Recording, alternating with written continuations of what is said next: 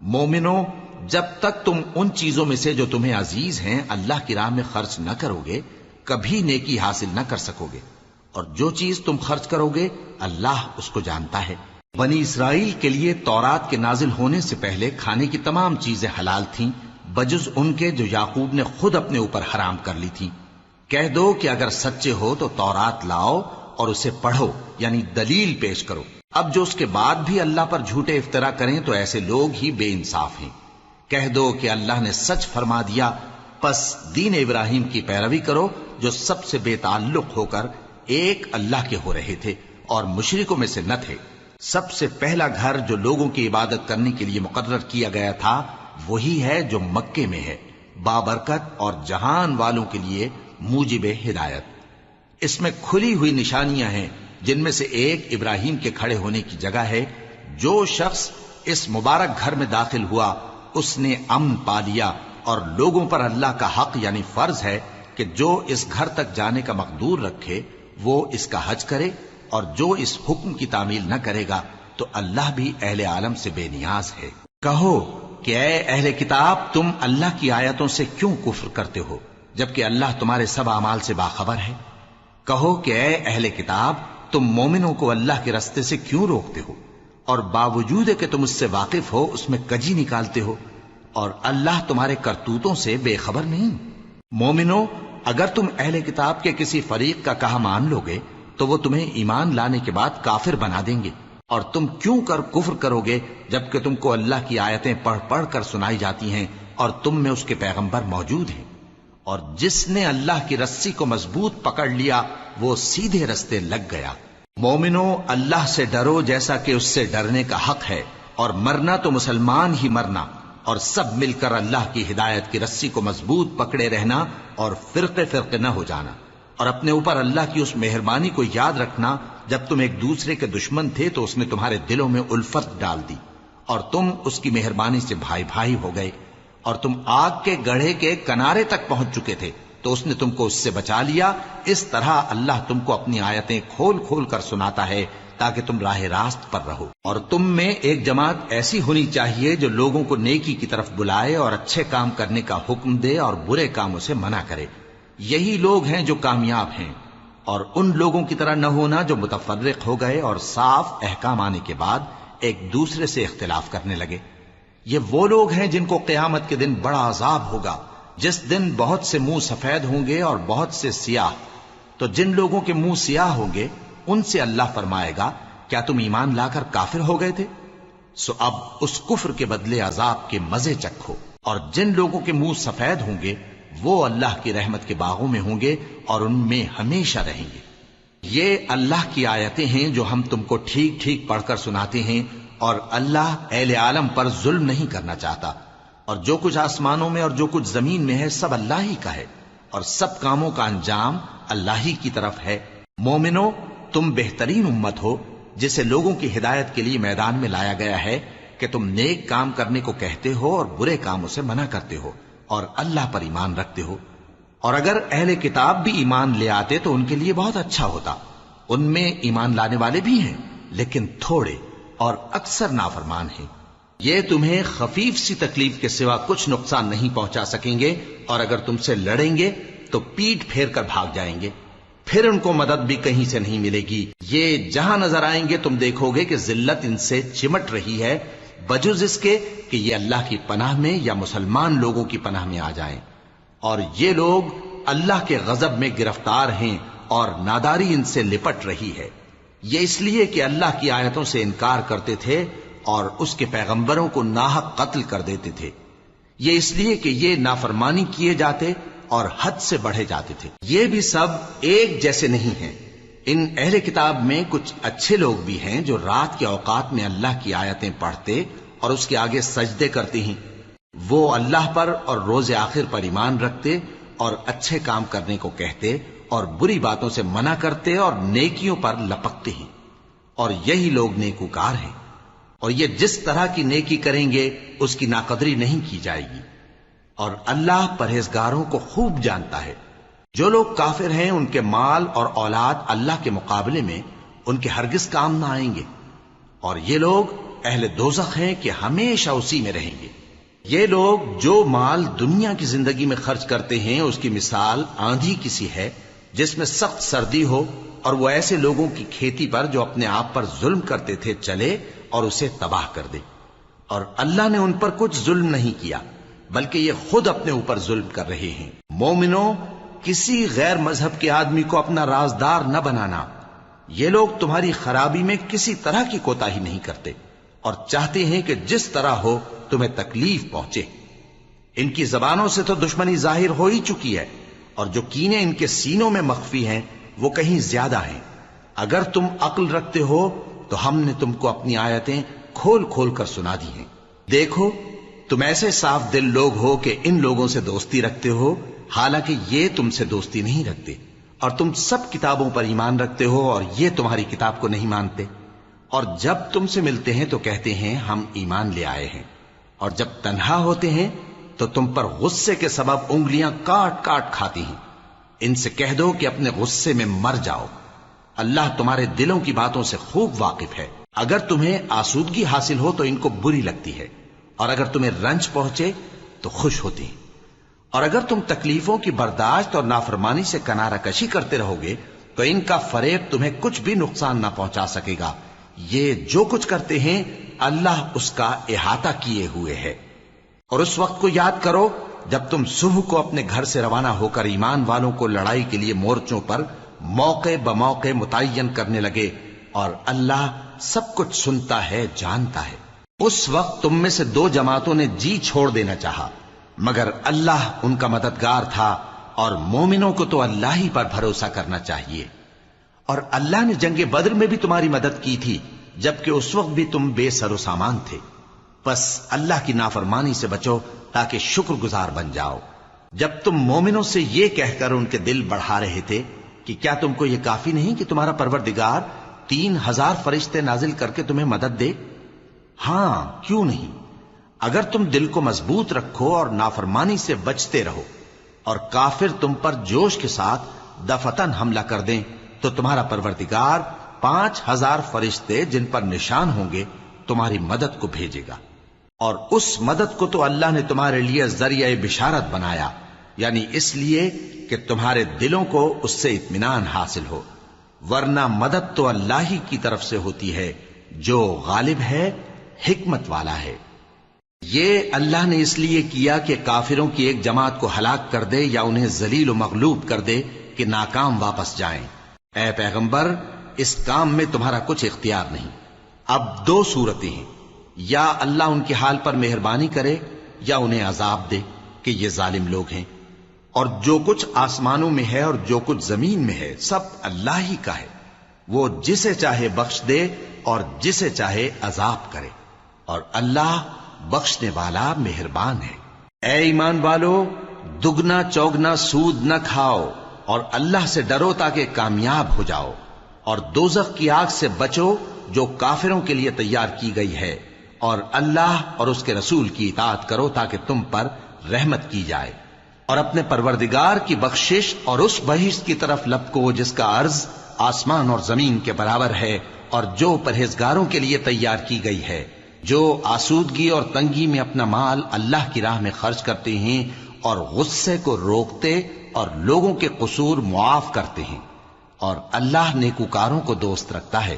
اور وہ کہ جب کوئی کھلا گناہ یا اپنے حق میں کوئی اور برائی کر بیٹھتے ہیں تو اللہ کو یاد کرتے اور اپنے گناہوں کی بخشش مانگتے ہیں، اور اللہ کے سوا گناہ بخش بھی کون سکتا ہے، اور جان بوجھ کر اپنے افعال پر اڑے نہیں رہتے۔ ایسے ہی لوگوں کا صلہ ان کے پروردگار کی طرف سے بخشش اور باغ ہیں جن کے نیچے نہریں بہ رہی ہیں، اور وہ ان میں ہمیشہ بستے رہیں گے، اور اچھے کام کرنے والوں کا بدلہ بہت اچھا ہے۔ تم لوگوں سے پہلے بھی بہت سے واقعات گزر چکے ہیں، تو تم زمین میں سیر کر کے دیکھ لو کہ جھٹلانے والوں کا کیسا انجام ہوا۔ یہ قرآن لوگوں کے لیے صاف پیغام اور اہل تقوی کے لیے ہدایت اور نصیحت ہے، اور بددل نہ ہونا اور نہ غم کرنا۔ اگر تم سچے مومن ہو تو تم ہی غالب رہو گے۔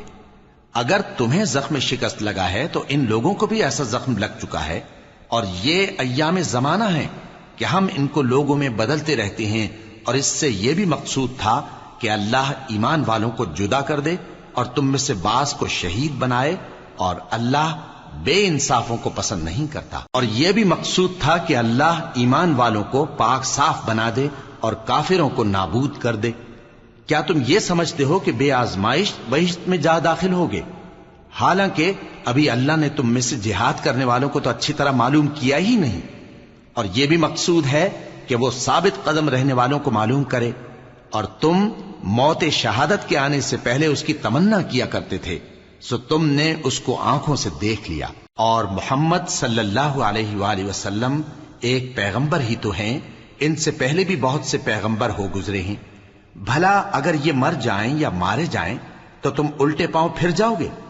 اور جو الٹے پاؤں پھر جائے گا تو اللہ کا کچھ نقصان نہیں کر سکے گا، اور اللہ شکر گزاروں کو بڑا ثواب دے گا۔ اور کسی شخص میں طاقت نہیں کہ اللہ کے حکم کے بغیر مر جائے، اس نے موت کا وقت مقرر کر کے لکھ رکھا ہے، اور جو شخص دنیا میں اپنے اعمال کا بدلہ چاہے اس کو ہم یہیں بدلہ دے دیں گے، اور جو آخرت میں طالب ثواب ہو اس کو وہاں اجر عطا کریں گے، اور ہم شکر گزاروں کو ان قریب بہت اچھا صلہ دیں گے۔ اور بہت سے نبی ہوئے ہیں جن کے ساتھ ہو کر اکثر اہل اللہ دشمنوں سے لڑے ہیں، تو جو مصیبتیں ان پر اللہ کی راہ میں واقع ہوئیں ان کے سبب انہوں نے نہ تو ہمت ہاری اور نہ بزدلی کی، نہ کافروں سے دبے۔ اور اللہ استقلال رکھنے والوں کو دوست رکھتا ہے، اور اس حالت میں ان کے منہ سے کوئی بات نکلتی تو یہی کہ اے پروردگار، ہمارے گناہ اور زیادتیاں جو ہم اپنے کاموں میں کرتے رہے ہیں معاف فرما، اور ہم کو ثابت قدم رکھ، اور کافروں پر فتح عنایت کر۔ تو اللہ نے ان کو دنیا میں بھی بدلہ دیا اور آخرت میں بھی بہت اچھا بدلہ دے گا، اور اللہ نیکوکاروں کو دوست رکھتا ہے۔ مومنو، اگر تم کافروں کا کہا مان لوگے تو وہ تم کو الٹے پاؤں پھیر کر مرتد کر دیں گے، پھر تم بڑے خسارے میں پڑ جاؤ گے۔ یہ تمہارے مددگار نہیں ہیں بلکہ اللہ تمہارا مددگار ہے، اور وہ سب سے بہتر مددگار ہے۔ ہم ان قریب کافروں کے دلوں میں رعب بٹھا دیں گے، کیونکہ یہ اللہ کے ساتھ شرک کرتے ہیں جس کی اس نے کوئی بھی دلیل نازل نہیں کی، اور ان کا ٹھکانہ دوزخ ہے، وہ ظالموں کا بہت برا ٹھکانہ ہے۔ اور اللہ نے تم سے اپنا وعدہ سچا کر دیا، یعنی اس وقت جب کہ تم کافروں کو اس کے حکم سے قتل کر رہے تھے، یہاں تک کہ جو تم چاہتے تھے اللہ نے تم کو دکھا دیا۔ اس کے بعد تم نے ہمت ہار دی اور پیغمبر کے حکم کی تعمیل میں جھگڑا کرنے لگے، اور تم نے اس کی نافرمانی کی۔ بعض تو تم میں سے دنیا کے طلبگار تھے اور بعض آخرت کے طالب۔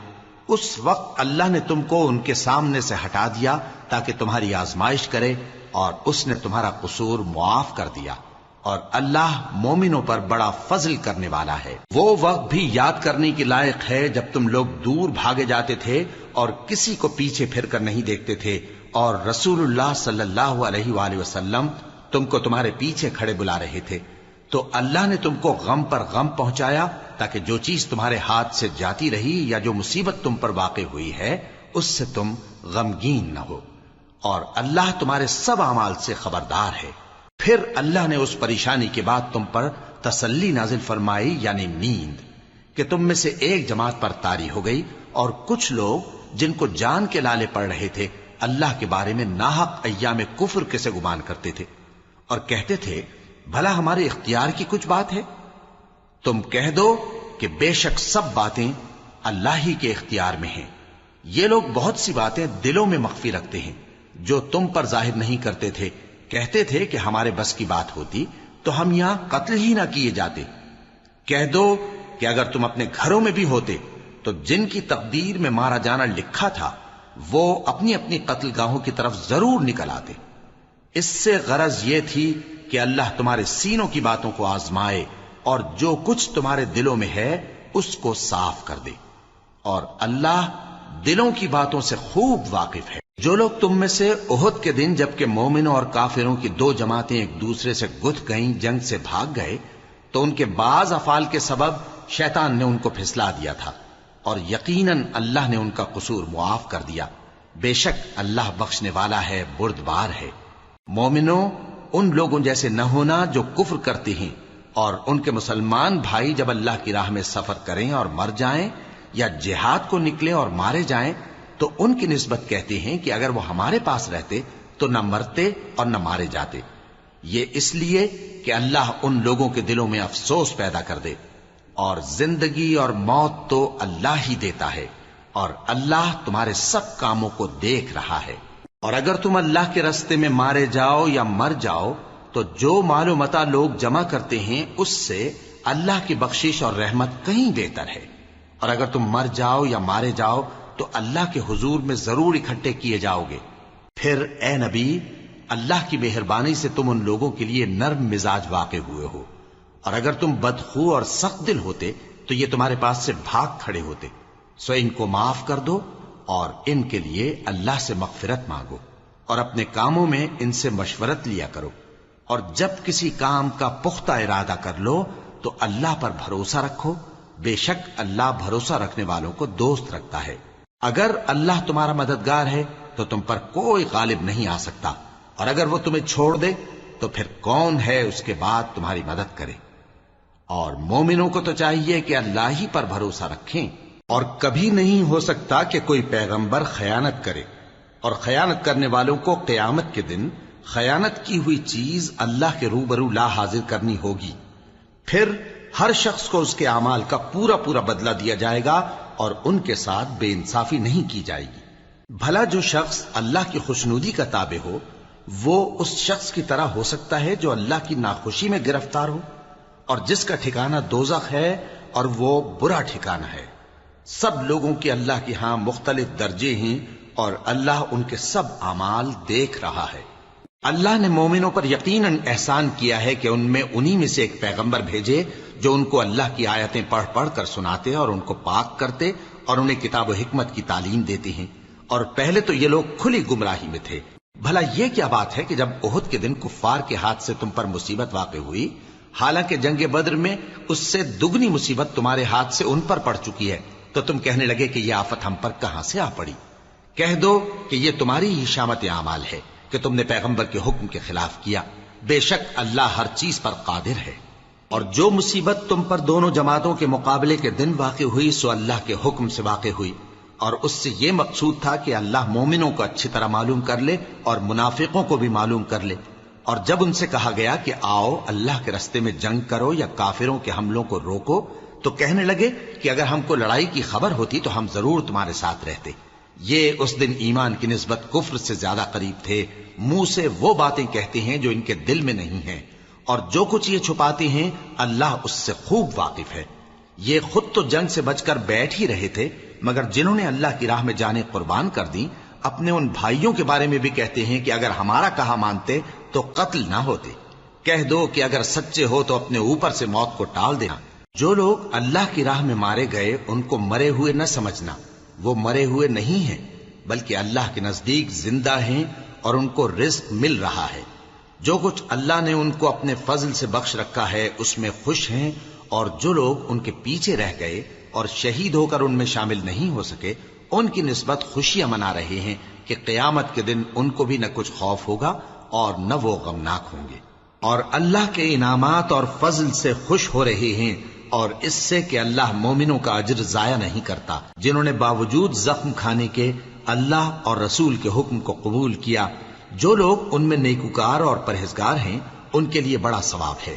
جب ان سے لوگوں نے آ کر بیان کیا کہ کفار نے تمہارے مقابلے کے لیے لشکر کثیر جمع کیا ہے تو ان سے ڈرو، تو ان کا ایمان اور زیادہ ہو گیا، اور کہنے لگے ہم کو اللہ کافی ہے اور وہ بہت اچھا کارساز ہے۔ پھر وہ اللہ کی نعمتوں اور اس کے فضل کے ساتھ خوش و خرم واپس آئے، ان کو کسی طرح کا ضرر نہ پہنچا، اور وہ اللہ کی خوشنودی کے تابع رہے، اور اللہ بڑے فضل کا مالک ہے۔ یہ خوف دلانے والا تو شیطان ہے جو اپنے دوستوں سے ڈراتا ہے، تو اگر تم مومن ہو تو ان سے مت ڈرنا اور مجھ ہی سے ڈرتے رہنا، اور جو لوگ کفر میں جلدی کرتے ہیں ان کی وجہ سے غمگین نہ ہونا، یہ اللہ کا کچھ نقصان نہیں کر سکتے۔ اللہ چاہتا ہے کہ آخرت میں ان کو کچھ حصہ نہ دے، اور ان کے لیے بڑا عذاب تیار ہے۔ جن لوگوں نے ایمان کے بدلے کفر خریدا وہ اللہ کا کچھ نہیں بگاڑ سکتے، اور ان کو دکھ دینے والا عذاب ہوگا۔ اور کافر لوگ یہ نہ خیال کریں کہ ہم جو ان کو مہلت دیے جاتے ہیں تو یہ ان کے حق میں اچھا ہے، نہیں، بلکہ ہم ان کو اس لیے مہلت دیتے ہیں کہ اور گناہ کر لیں، آخر کار ان کو ذلیل کرنے والا عذاب ہوگا۔ لوگوں، جب تک اللہ ناپاک کو پاک سے الگ نہ کر دے گا، مومنوں کو اس حال میں جس میں تم ہو ہرگز نہیں رہنے دے گا، اور اللہ تم کو غیب کی باتوں سے بھی مطلع نہیں کرے گا۔ البتہ اللہ اپنے پیغمبروں میں سے جسے چاہتا ہے منتخب کر لیتا ہے۔ سو تم اللہ پر اور اس کے رسولوں پر ایمان رکھو، اور اگر ایمان پر قائم رہو گے اور پرہیزگاری کرو گے تو تم کو اجر عظیم ملے گا۔ جو لوگ مال میں جو اللہ نے اپنے فضل سے ان کو عطا فرمایا ہے بخل کرتے ہیں، وہ اس بخل کو اپنے حق میں اچھا نہ سمجھیں۔ وہ اچھا نہیں بلکہ ان کے لیے برا ہے۔ وہ جس مال میں بخل کرتے ہیں قیامت کے دن اس کا طوق بنا کر ان کی گردنوں میں ڈالا جائے گا، اور آسمانوں اور زمین کا وارث اللہ ہی ہے، اور جو عمل تم کرتے ہو اللہ کو معلوم ہے۔ اللہ نے ان لوگوں کا قول سن لیا ہے جو کہتے ہیں کہ اللہ فقیر ہے اور ہم مالدار ہیں۔ یہ جو کچھ کہتے ہیں ہم اس کو لکھ لیں گے، اور پیغمبروں کو جو یہ ناحق قتل کرتے رہے ہیں اس کو بھی قلم بند کر رکھیں گے، اور قیامت کے روز کہیں گے کہ سخت جلن والی آگ کے عذاب کے مزے چکھتے رہو۔ یہ ان کاموں کی سزا ہے جو تمہارے ہاتھ آگے بھیجتے رہے ہیں، اور اللہ تو بندوں پر مطلق ظلم نہیں کرتا۔ جو لوگ کہتے ہیں کہ اللہ نے ہمیں حکم بھیجا کہ جب تک کوئی پیغمبر ہمارے پاس ایسی نیاز لے کر نہ آئے جس کو آگ آ کر کھا جائے، تب تک ہم اس پر ایمان نہ لائیں گے۔ اے پیغمبر، ان سے کہہ دو کہ مجھ سے پہلے کئی پیغمبر تمہارے پاس کھلی ہوئی نشانیاں لے کر آئے، اور وہ معجزہ بھی لائے جو تم کہتے ہو، تو اگر سچے ہو تو تم نے ان کو کیوں قتل کیا؟ پھر اگر یہ لوگ تم کو جھٹلا رہے ہیں تو تم سے پہلے بہت سے پیغمبر کھلی ہوئی نشانیاں اور صحیفے اور روشن کتابیں لے کر آ چکے ہیں کہ ان کو بھی جھٹلایا گیا تھا۔ ہر شخص کو موت کا مزہ چکھنا ہے، اور تم کو قیامت کے دن تمہارے اعمال کا پورا پورا بدلہ دیا جائے گا۔ تو جو شخص دوزخ سے دور رکھا گیا اور بہشت میں داخل کیا گیا وہ مراد کو پہنچ گیا، اور دنیا کی زندگی تو دھوکے کا سامان ہے۔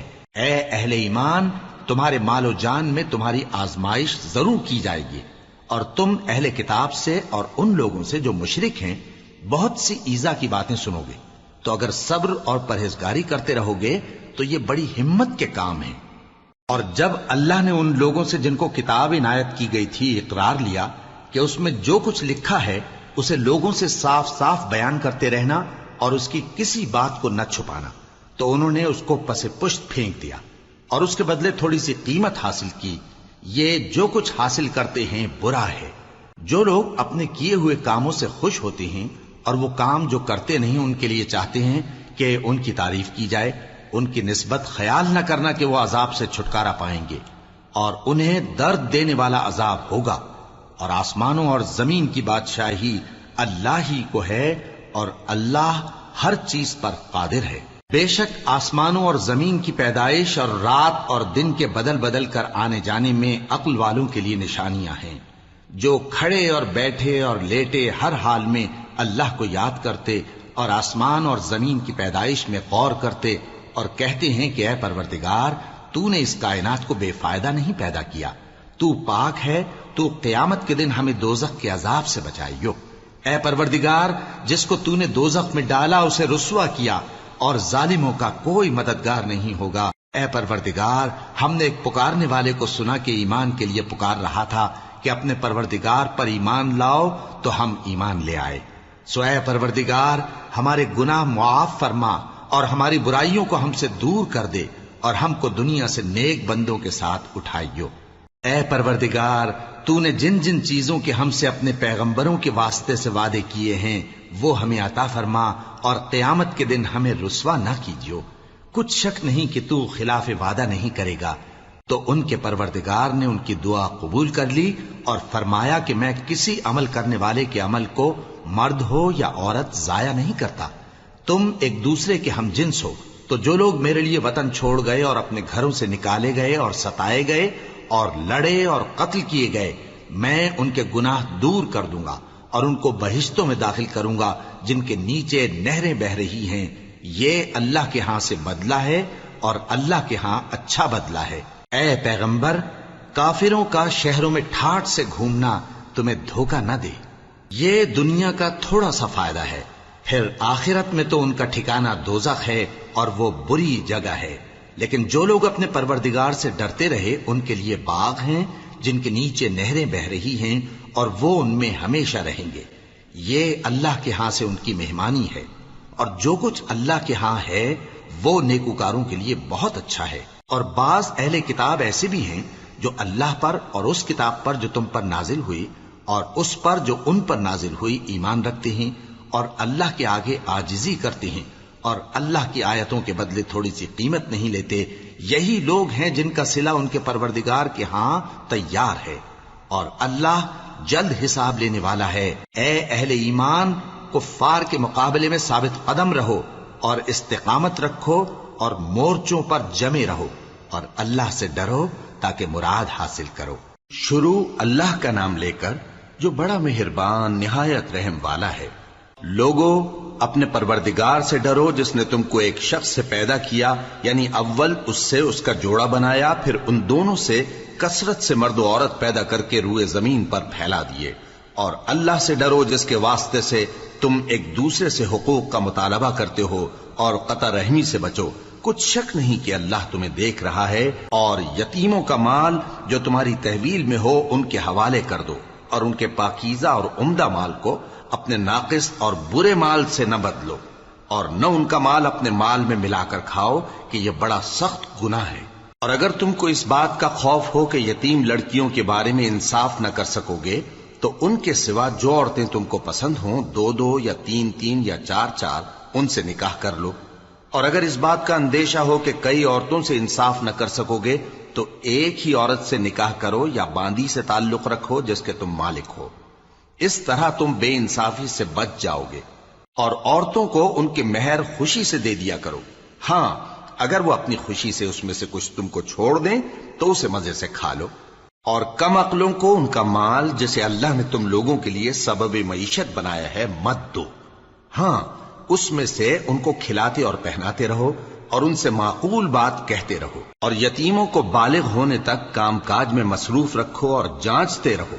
پھر بالغ ہونے پر اگر ان میں عقل کی پختگی دیکھو تو ان کا مال ان کے حوالے کر دو، اور اس خوف سے کہ وہ بڑے ہو جائیں گے، یعنی بڑے ہو کر تم سے اپنا مال واپس لے لیں گے، اس کو فضول خرچی اور جلدی میں نہ اڑا دینا.